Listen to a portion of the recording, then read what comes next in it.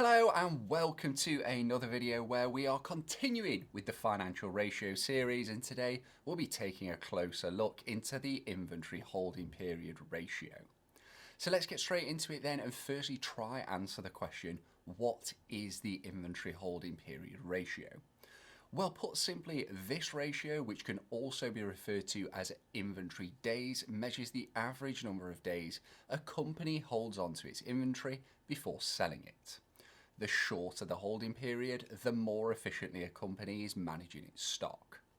So to calculate the inventory holding period, the formula that we need is on screen now. Inventory over cost of sales times 365. This does assume that the figures taken cover a 12-month period, which would be the most common way to calculate this ratio. However, if you wanted to reduce this calculation to such as a month, we'd take the cost of sales for that month and rather than multiply by 365, we'd multiply by the number of days in the month. Let's now have a look at an example. Hawkins Limited has inventory of 75,000 and cost of sales of 400,000. Let's input these figures into the formula. 75,000 inventory over £400,000 cost of sales times 365, which is equal to 68 days rounded to the nearest day. That means on average this company holds its inventory for roughly 68 days before selling it. But why does the inventory holding period of a business even matter?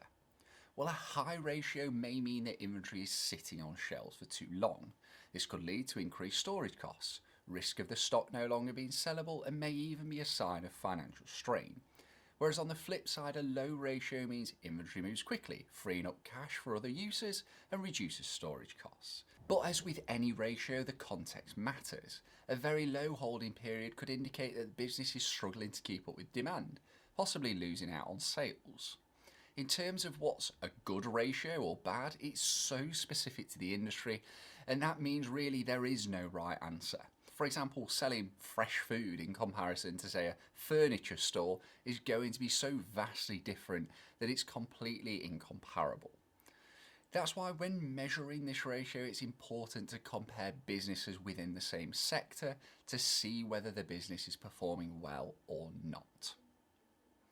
Now I want to look at how a company can manage and optimize their inventory process to improve their inventory holding period. We have a few options here, such as using forecasting to predict when busy periods will be, implementing an inventory management system to allow the business to track the inventory position in real time, and using a just-in-time inventory system where inventory is only brought in once the customer has ordered. And lastly, regularly review and clear out obsolete or slow-moving stock to avoid it just sitting there.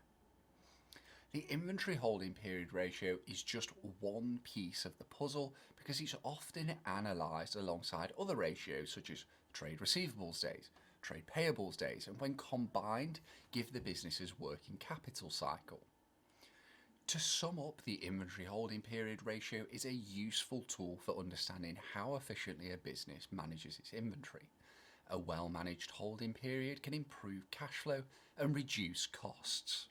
And that wraps up this video on the inventory holding period ratio. I hope you found it useful, and remember, if you have, to hit that like button and subscribe to the channel for more accounting videos. Thanks again for watching. I'll catch you in the next one.